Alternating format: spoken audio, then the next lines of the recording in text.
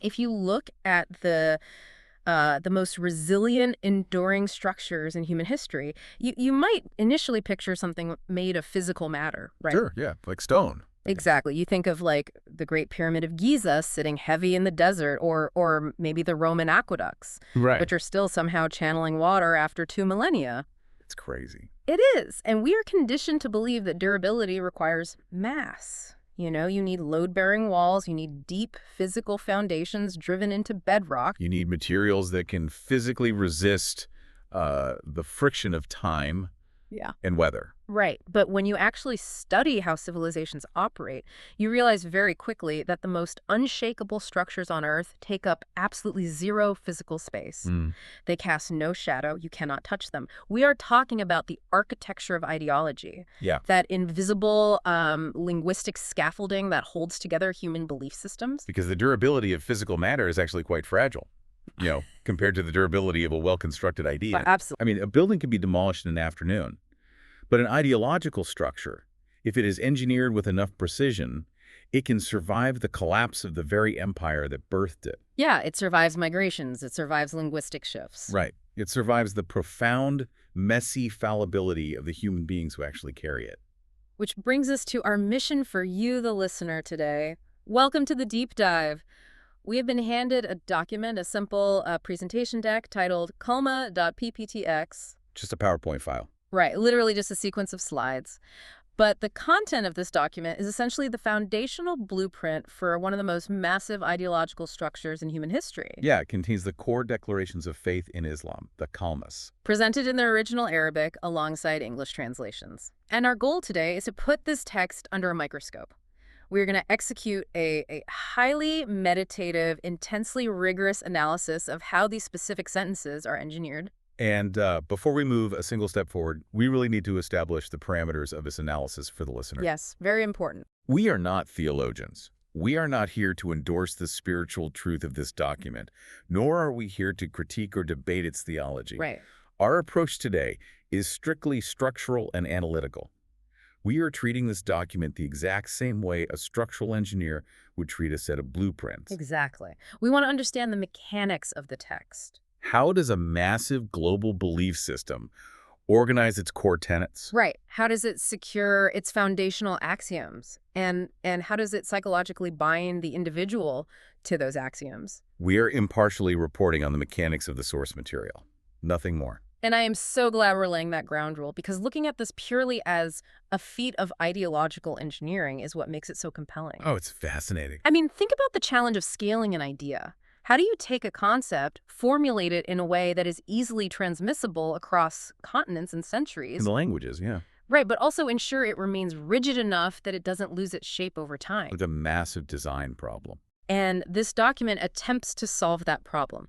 It starts with a single, incredibly dense sentence. And from that tiny, concentrated point of data, it systematically builds an overarching framework. A framework that governs cosmic reality, social morality, and really the deepest vulnerabilities of human psychology. It is a masterclass in structural expansion. Okay, let's unpack this. Let's get right into the text itself, looking at the very beginning of the document, the first comma and the second comma. The foundation of the foundation. Right. The translation of the first comma reads simply, "There is no God but Allah, and Muhammad is the messenger of Allah." Hmm. And I read that sentence maybe 20 times yesterday, trying to understand its specific linguistic geometry. And the thing I cannot stop turning over in my mind is the sequence of the phrasing. The negation. Right. Yes, it does not begin with an assertion of presence. It begins with a total negation. There is no God. It creates a complete vacuum before it introduces anything else. Well, that is a critical piece of structural engineering. If you are building a new foundation, you can't pour concrete over the ruins of an old building. Right, you have to bulldoze the site. Exactly. You have to clear the site completely. So by beginning with a sweeping negation, there is no God, the text explicitly dismantles any pre-existing ideological structures the listener might be holding on to. Wow, yeah. It sweeps the bedrock clean. Hmm. And only after the psychological landscape is completely emptied does the text introduce the single load-bearing pillar. The but Allah part. Right. It is a declaration of absolute exclusivity. It also reads with a a chilling level of objectivity. I kept looking for a qualifier. Like a subjective frame. Right, something like, we believe there is no God, or it is our tradition that there is no God, but there is no subjective framing whatsoever. None. It is presented as a cold environmental fact. It carries the exact same tonal weight as a textbook stating, the boiling point of water is 100 degrees Celsius. Yeah, it doesn't care if you agree with it. Not at all. Because the architecture demands that the foundational axiom be independent of human opinion. Right. I mean, think about it. If the first statement relied on human belief to make it true, the entire structure would be inherently unstable. Because human belief wavers. It fluctuates. Exactly. The first comma establishes the universe as a closed, objective system. It asserts the reality of the divine and the historical fact of the messenger as immovable environmental constants. But an environmental constant doesn't create a belief system on its own. What do you mean? Well, like, gravity is an environmental constant, Yeah. right? But I don't have a moral relationship with gravity. Yeah. I just exist within it, which is why the structural pivot in the second comma is so jarring to me. The text moves from this stark cosmic objectivity directly into the first-person perspective. The I testify part. Yes. Translation reads, I testify that there is no deity worthy of worship except Allah, alone without any partners, and I testify that Muhammad is his servant and messenger, and Allah's final messenger and final prophet. So we shift from the macroscopic to the microscopic. Right. From the universe to the individual. The introduction of the phrase, I testify, fundamentally alters the nature of the text. I found myself viewing this through a strictly legal lens. Oh, interesting. How so? Well, the first comma is the law written in the penal code. It exists in a book, objective and inert. Okay. But the second comma is a human being walking into a courtroom, sitting on the witness stand, placing their hand on a text, and speaking under oath. Testimony is a completely different mechanism than observation. That's a great analogy. Let's unpack the mechanics of testimony then. Because when you observe a fact, you are a passive recipient of information. Right, you're just watching. But when you testify to a fact, you are actively binding yourself to it. You are accepting liability. Like perjury. Exactly. In a legal framework, if you testify falsely, you commit perjury. You suffer consequences. In this ideological framework, the word testify forces the individual to cross the threshold from passive existence into active submission. The objective truth of the first comma is structurally useless to the religion without the subjective, willing participation of the human being in the second comma. And the moment that human being takes the stand and begins their testimony, the level of detail regarding the messenger Muhammad suddenly expands. Right, it's much more specific. Yeah, in the first statement, the objective one, he is simply the messenger. It's a clean, efficient job title. Huh? But in the testimony, he becomes his servant and messenger, and Allah's final messenger and final prophet. The sudden inclusion of the word servant, and specifically placing it before the word messenger, feels highly defensive to me. Defensive in what way? It feels like the text is guarding against something. Well, it is guarding against the most common structural failure in the history of human belief systems. Which is? The deification of the messenger. Oh, wow. I mean, history is littered with movements that began with a human delivering a message, only for subsequent generations to slowly elevate that human until they become indistinguishable from the divine source itself. Like they blur the line. Yes, and the architecture of this text anticipates that exact human tendency. By forcing the believer to testify to his status as a servant first. Yes, it installs an immovable anchor of humility. Before the text allows you to revere him as a messenger, it forces you to acknowledge his total subservience to the divine. Right. It draws a thick, impenetrable line between the creator and the created. Exactly. The messenger is an employee of the system, not the architect of it. I am also completely fascinated by the aggressive redundancy at the end of that sentence. Final messenger and final prophet. Like, it isn't enough to just say he was the messenger. The text forces the individual to testify that the timeline of revelation is permanently closed. There are no more messengers coming. Well, consider the vulnerability of any ideological system over time. As centuries pass, circumstances change, right? Sure. Societies evolve, crises emerge, and the inevitable human impulse is to update the foundational text to suit the new era. To issue a patch, basically. Right. People will inevitably step forward and claim, I've received a new addendum to the text to address our modern problems. And that causes schisms. It fractures the foundation entirely. So the text preemptively nullifies any future claims. It's like a legal contract containing a clause that expressly forbids any future amendments. It is a profound survival mechanism. By closing the canon and demanding that the individual testify to that closure, the system protects its original code from unauthorized alterations. That makes so much sense. Right. If a crisis occurs, the community cannot look forward for a new prophet to deliver a new solution. They are structurally forced to look backward to mine the existing finalized text for answers, It forces a continuous return to the original foundation. ensuring the architecture remains intact across generations. That transition alone is a massive amount of intellectual heavy lifting for just 2 sentences. It really is. I mean, we have established an objective universe, legally bound the individual to it, prevented the deification of the human founder, and permanently sealed the ideological borders against future tampering. That's just slide 2. Right. But the document does not stop there. Once the parameters of reality are set, it has to define the actual nature of this divine monopoly. Which leads us into the linguistic density of the third and fourth kalmas. The vocabulary shifts dramatically here. It really does. We move away from the stark legalistic language of testimony and enter what we might call a matrix of absolute descriptive praise. I spent a long time reading the translation of the third kalma, trying to categorize the adjectives. What did you find? Well, it reads, "Glory be to Allah, praise be to Allah, there is no God but Allah. Allah is the greatest, and there is no power nor strength except through Allah, the Most High, the Most Great." Mm-hmm. On a first pass, it almost feels repetitive. Glory, praise, greatest, high, great. But the phrase that acts as the hinge for the entire sentence is, "There is no power nor strength except through Allah." It redefines the very concept of agency. Here's where it gets really interesting. The word monopoly is perhaps the most accurate structural term here. It is not merely stating that this divine force is very strong.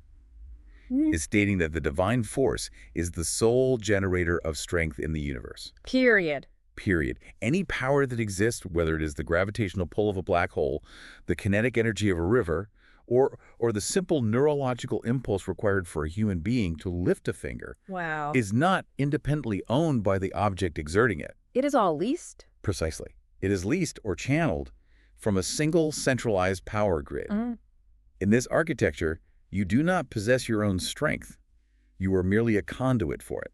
The psychological implications of internalizing that idea are staggering to me. How so? Well, if you truly believe that your own physical strength, your intellect, your ability to act in the world is not your own, but is actively being sustained by an external force moment by moment, it completely obliterates human arrogance. You can't be arrogant about something you don't own. Exactly. You cannot be arrogant about a property you do not own. But it also introduces a deep sense of vulnerability. If the power is leased, the lease can be revoked. Which perfectly sets up the tension in the fourth kalma. Having established a total monopoly on energy and strength, the text extends that monopoly over the ultimate biological vulnerability. Or talent. The cycle of life and death. The translation reads, "There is no God but Allah alone. He has no partner. His is the dominion and his is the praise. He gives life and causes death, and he is living and will never die, everlasting." The dichotomy in that middle sentence is poetry, but it's incredibly heavy poetry. He gives life and causes death, and he is living and will never die. I am looking at the structural necessity of that phrasing. The human experience is defined entirely by the boundaries of birth and death. Right. Every biological entity we encounter is trapped on that same mortal treadmill. But the architecture of this belief system requires a manager for that treadmill. And logically, the manager cannot be subject to the machine they are operating. If the supreme force were subject to death, then whatever force caused its death would actually be the supreme force. Ah, right. It's a logical paradox otherwise. Exactly. The logic of an absolute hierarchy requires a pinnacle that is immune to the rules it enforces upon the lower tiers. The text emphasizes everlasting not just as a point of praise, but as an essential logical pillar of the system. Because a temporary God cannot offer permanent structural stability. Precisely. But I want to pause the analysis right here and focus entirely on the final phrase of this fourth comma, because the English translation made a vocabulary choice that completely derailed my reading of the text. Really? Yes, I was expecting a specific type of religious terminology, and instead I got a word that felt completely out of place. I suspect I know the word you're referring to. The text translates the final assertion as possessor of majesty and honor, in his hand is all goodness, and he is over all things competent. Competent. Competent! I stared at that word for 20 minutes. It's an interesting choice, isn't it? It is. When we discuss vast cosmic deities and historical texts, the vocabulary usually leans toward the mystical. We hear words like omnipotent, mysterious, ineffable, majestic, magical. Sure. But competent, that sounds like a word you use to describe a really reliable project manager. It does. It sounds administrative. Why would the translators select a word with such a profoundly managerial tone to describe the ultimate power of the universe? Well, to understand that choice, we have to interrogate what human beings actually desire from the fundamental operating system of reality. Okay. Let us contrast competent with magical. Magic, by its very definition, is a violation of the rules. Right. It breaks the laws of physics. It is chaotic. It is unpredictable. If the universe is run by a magical force, then gravity might reverse tomorrow on a whim. The sun might not rise. That sounds terrifying. It is. A universe governed by magic is a universe devoid of reliable laws, which is deeply terrifying to the human psyche. We rely on the rules. We need the cause and effect to be stable. Exactly. The physical universe is an infinitely complex machine. You have billions of galaxies interacting gravitationally. You have complex planetary ecosystems.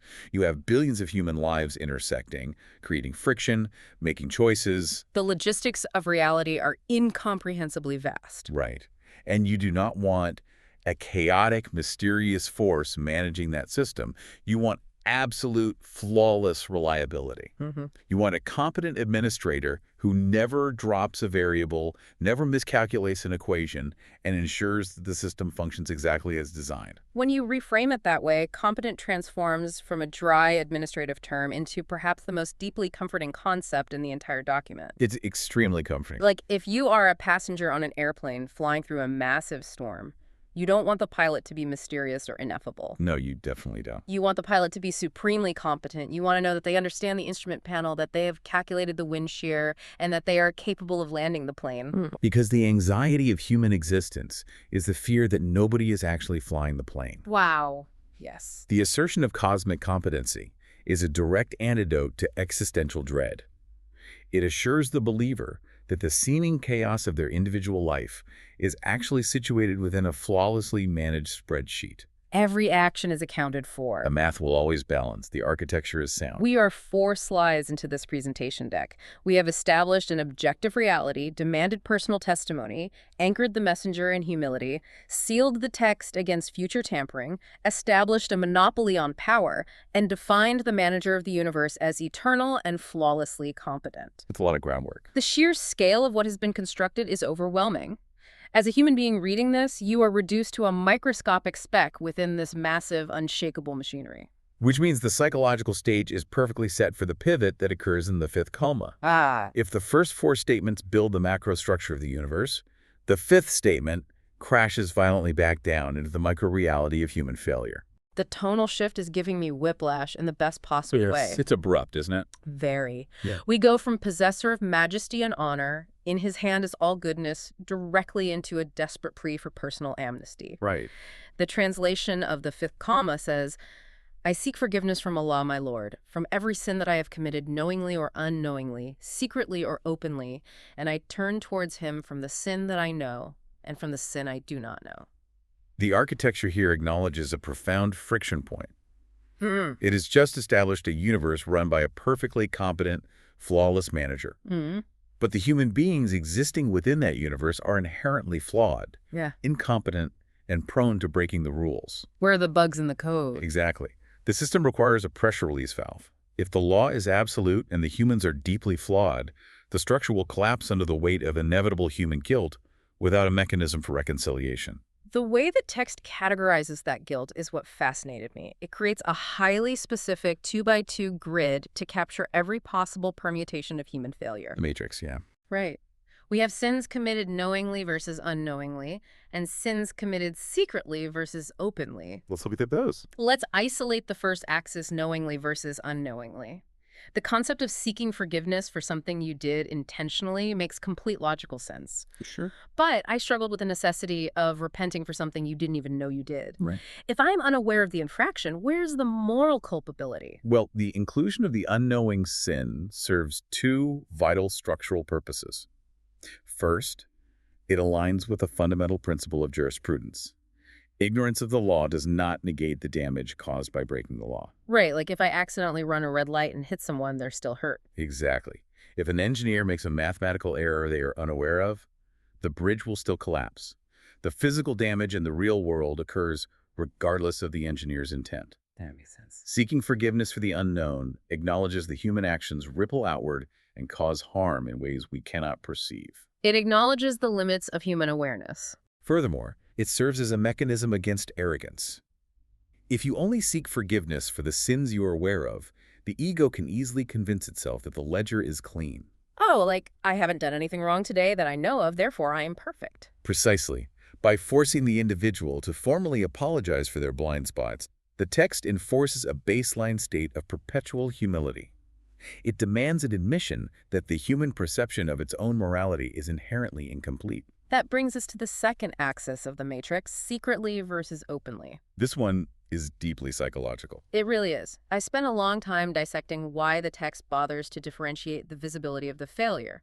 I initially thought a violation of the rule is a violation, regardless of who is watching. A sin is a sin. Right.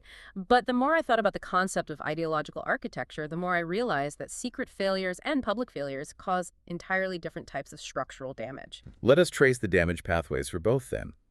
How does an open public failure damage the broader structure? Well, an open failure acts as a social contagion. If I violate a moral law in broad daylight, if I lie or steal or show cruelty in front of my community, I am not just breaking a rule. What are you doing? I am lowering the moral baseline for everyone who witnesses it. I am signaling to the community that the architecture is not actually load-bearing. It breeds cynicism. Yes, if enough people sin openly, the social fabric dissolves because trust is broken. So the open failure weakens the structural integrity of the community. What, then, is the specific danger of the secret failure, where the community remains completely unaware? The secret failure is internal rot. It doesn't damage the community because they can't see it, but it creates massive cognitive dissonance within the individual. You have to walk through the world wearing the mask of a compliant moral person, knowing internally that you are a fraud. That's exhausting. It is. That psychological fiction, the gap between your public presentation and your private reality, eventually exhausts the psyche. It destroys personal integrity. The text isolates both categories because it recognizes that human beings are simultaneously individual psyches and nodes in a social network. Yeah. And both require maintenance. And the maintenance mechanism provided in the latter half of the fifth comma is arguably one of the most sophisticated psychological insights in the entire document. I agree. Pay close attention to the three specific attributes of the divine that the speaker invokes immediately following this confession of total failure. Certainly, you are the knower of the hidden things, the concealer of the mistakes, the forgiver of the sins. I want to dig deep into the sequence of those final two attributes. The concealer of the mistakes, the forgiver of the sins. For a long time, I read those as synonyms. Oh, interesting. Yeah, they felt like redundant poetic phrasing, but they were describing two vastly different functions. I was trying to map this onto a modern legal or financial framework to understand the distinction. How did you map it? I'm curious. Okay, imagine I am the CEO of a company, and through gross negligence and secret mismanagement, I bankrupt the firm. I owe the bank $50 million, and I'm about to be exposed, sued, and publicly ruined. In a state of total desperation, I go to the chairman of the bank, confess my secret failures, and beg for intervention. Okay, the stakes are high. If the chairman acts strictly as a forgiver, what happens? They look at the ledger and say, I am wiping out the debt. You do not owe the $50 million. You are legally clear. Which is a profound relief. The legal liability is neutralized. The threat of prison or financial destitution is removed. The tangible threat is removed, yes. However, the record of my failure is still public. The bankruptcy proceedings are in the public record. The news articles are published. My employees know I failed them. My peers know I am incompetent.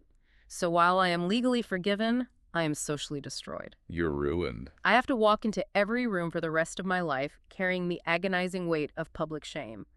I am free from debt, but I am entirely defined by my failure. Because the social debt remains long after the legal debt is canceled. Exactly. But if that bank chairman is also a concealer of mistakes, the intervention is radically different. How so? They don't just forgive the financial debt. They intervene to seal the records. They quietly absorb the loss behind closed doors. The news articles never run. The public never finds out. They protect your reputation. They save me from the paralyzing terror of public exposure. The architectural genius of invoking Concealer alongside Forgiver is its deep empathy for human nature. It really is empathetic. The text understands that human beings are deeply social creatures.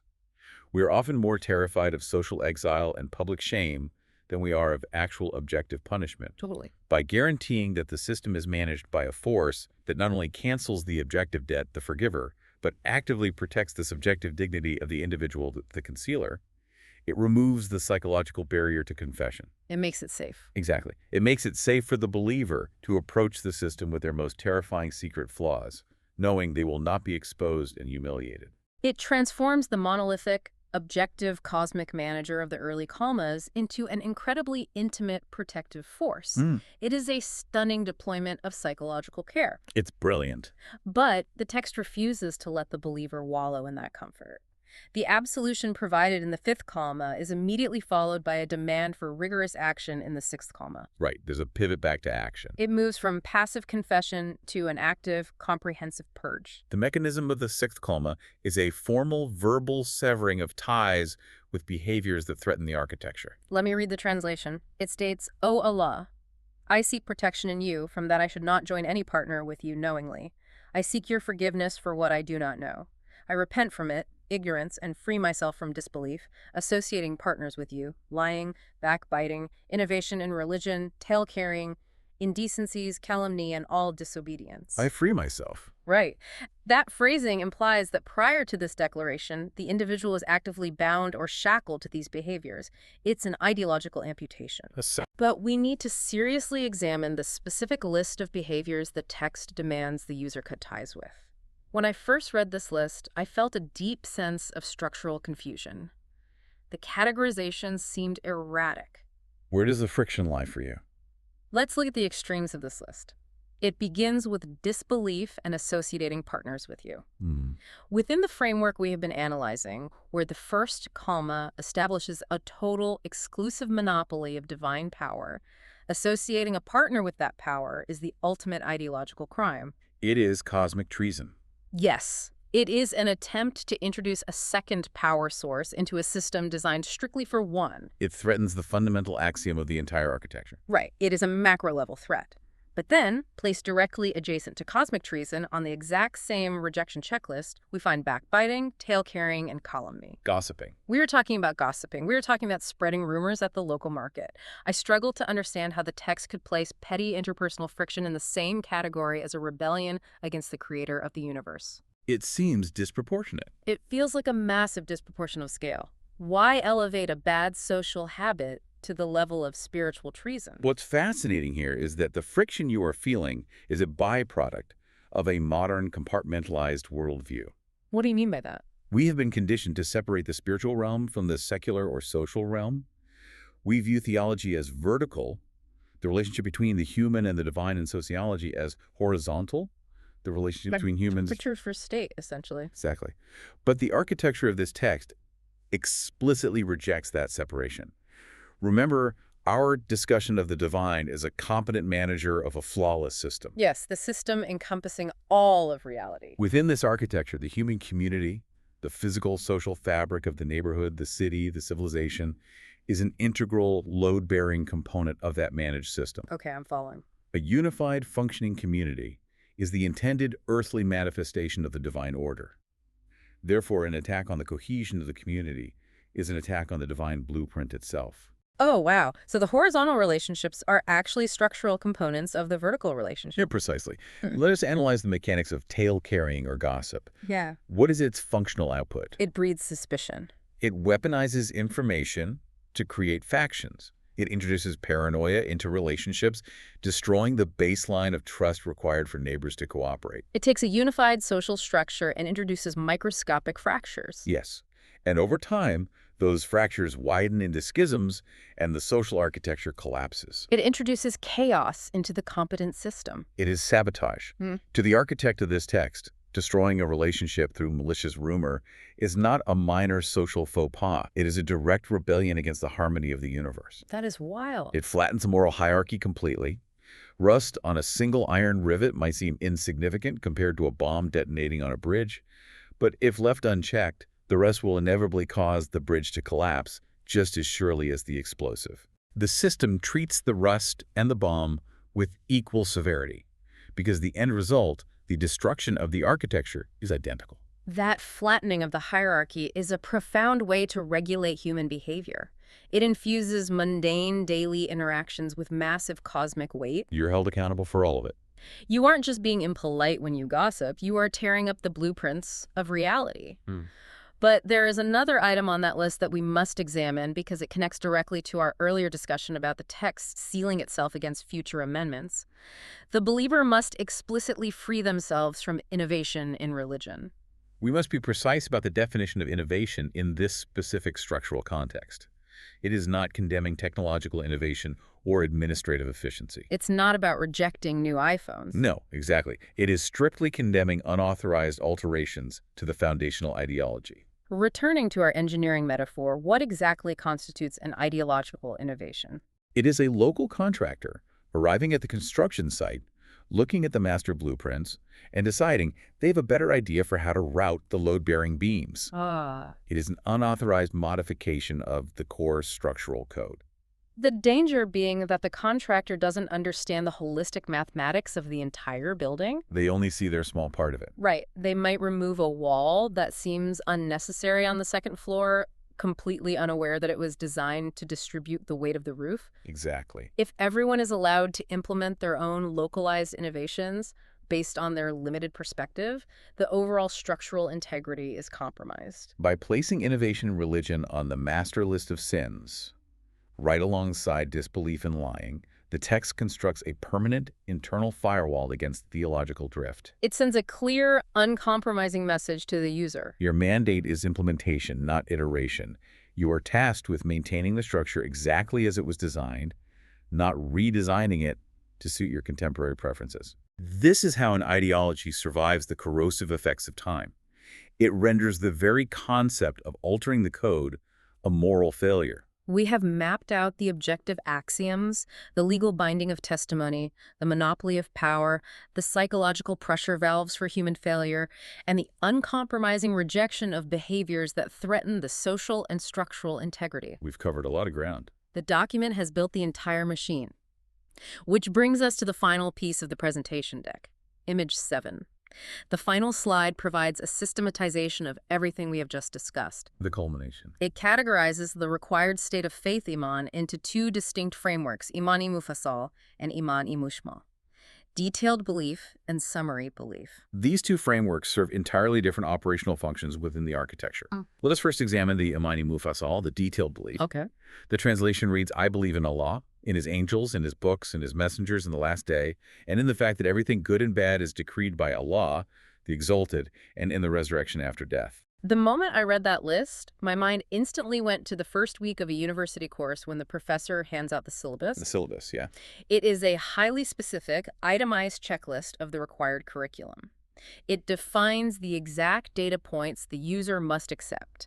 You must accept the central power, the conduits of that power. The angels, messengers, books. Right, the ultimate horizon line of accountability, the last day, resurrection, and the overarching thesis that all variables, both positive and negative, originate from the single competent manager.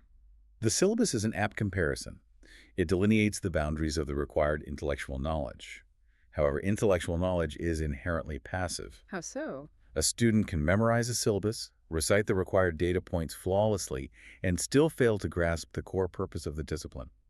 They can hold the information without the information altering their fundamental nature. Knowing the blueprints doesn't mean you know how to build the building, which is why the architecture requires the second framework, the Imani Mujmal, the summary belief. If the detailed belief is the syllabus, the summary belief operates as the grading rubric, the how. It dictates the precise mechanism by which the individual must process and implement the data. Let us look closely at the language of the summary belief. I believe in Allah as He is, with His names and attributes, and I have accepted all His commands. Acknowledgement with the tongue and belief with the heart. There it is. Acknowledgement with the tongue and belief with the heart. That specific dual requirement is the absolute operational climax of this entire document. The synthesis of everything. It takes the vast, sprawling cosmic architecture we have been studying for the past hour and distills its functional requirement down to two interconnected biological concepts: the tongue and the heart, the external voice and the internal conviction. Why does the system demand both? Well, Because we live in an era heavily influenced by individualized spirituality, which frequently argues that internal intention is the only metric of value. right. The modern sentiment is often, as long as I feel it in my heart, the external expression is irrelevant. Why does this ancient architecture explicitly reject that notion? Because the text possesses a brutally realistic understanding of human duality. Human beings are not monolithic entities. We consist of an internal psychological reality and an external social reality. And those two realities are in constant tension. Always. The system demands both because a failure in either component renders the individual structurally useless to the larger architecture. So let's analyze the failure modes. What is the operational result if an individual possesses acknowledgement with the tongue but lacks belief in the heart? That is the definition of hypocrisy. Right. It is the individual who recites the kalmas loudly in public, performs the required social rituals, and projects total compliance while internally rejecting the core axioms. They are building a facade. Hollywood said. Yes, it looks like a building from the street, but if you push on the door, it falls over because there is no load-bearing interior structure. Hypocrisy is socially performative, but structurally hollow. It looks good until the storm hits. When a crisis hits, the hypocrite provides no actual support to the community because their compliance was entirely theatrical. The system recognizes that a community built on theatrical compliance will collapse under pressure. But let us examine the inverse failure mode, which is equally dangerous. Okay. What is the operational result if an individual possesses deep, genuine belief in the heart, but utterly lacks acknowledgement with the tongue? The inverse is cowardice, paralysis. It is the tragedy of possessing internal structural integrity but refusing to manifest it in the physical world. Give me an example of that. Imagine a person who genuinely believes in the moral necessity of justice. They feel it deeply in their heart. But when they witness a profound injustice occurring in their community, they refuse to speak.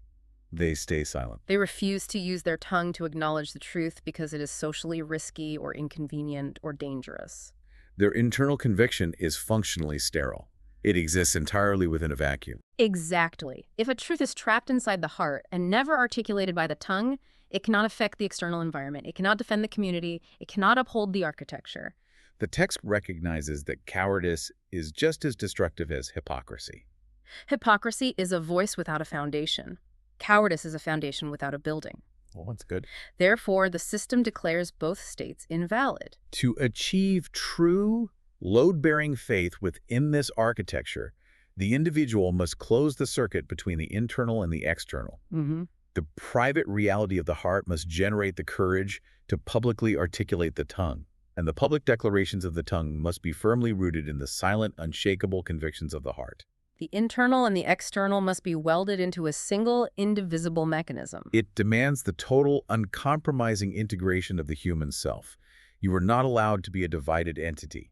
And when you look backward across the entire progression of this kalma.pptx document, you realize that every single grammatical choice, every structural shift was specifically designed to prepare the user for this final synthesis. We can trace the architectural lineage from the very first slide. Yeah, let's trace it. The system began by clearing the ideological bedrock and pouring a single, unshakable foundation, the objective reality of a monolithic divine power. There is no God but Allah. Right. It then forced the human subject to step onto that foundation and legally bind themselves to it through personal testimony. I testify.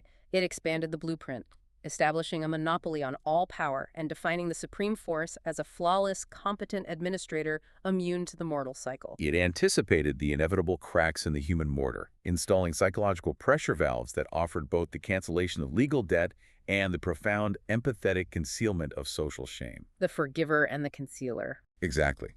It flattened the moral hierarchy, demanding a total purge of any behaviors, from cosmic treason to neighborhood gossip, that threatened the structural integrity of the community. The horizontal and the vertical. And finally, it provided the ultimate mechanism of action, demanding that the user synthesize their internal convictions and external actions into a unified whole. Regardless of your personal theological stance, examining a document constructed with this level of precision reveals so much about the human condition. It really does. It shows us how rigorously our ancestors analyzed the mechanics of accountability.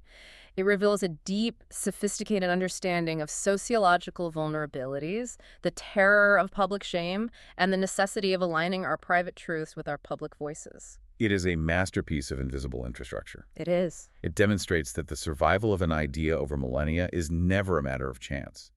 It requires architecture capable of withstanding the immense chaotic pressures of human history. Yeah. The system must be rigid enough to maintain its core geometry, yet deeply attuned to the psychological fragility of the human's tasked with inhabiting it. So what does this all mean for us today? Which brings me back to you, the listener. We have spent this deep dive exploring the mechanics of a civilization-scale blueprint. We've covered the objective axioms, the legal binding, the competent universe. We have analyzed the difference between observing an objective fact and binding yourself to it through testimony. We have explored the deep comfort of a competent universe, the necessity of concealing human shame, and the destructive power of a fractured social fabric. But the concept that anchors all of this, the final locking mechanism of the entire structure, is the required alignment of the tongue and the heart. The closing of the internal circuit. Yes. So, as we conclude this structural analysis, I want to invite you to turn the microscope away from the document and point it toward the invisible architecture of your own life. It's a great thought experiment. Think about the ideological structures you have built for yourself. Examine your deepest personal convictions, the ethics that govern your career, the boundaries you set in your relationships, the core principles you believe define a meaningful life. Where are you out of alignment? Where in your current reality is the circuit broken? Where do you possess genuine belief in the heart, but you actively lack acknowledgement with the tongue? Where are you silent? Where are you entirely convinced of a moral truth, but choosing to remain externally silent because articulating that truth feels too risky, too exhausting, or too socially inconvenient? It's a hard question to ask yourself. This ancient architectural blueprint suggests that an internal truth, no matter how profoundly felt, remains incomplete until it is forced into the physical world through articulation. Until it's spoken aloud. Until it is spoken, it is merely a ghost haunting the foundation. So I leave you with this question. What truth do you need to finally speak aloud today in order to make your own personal architecture complete? Thank you for diving deep with us. We will catch you on the next one.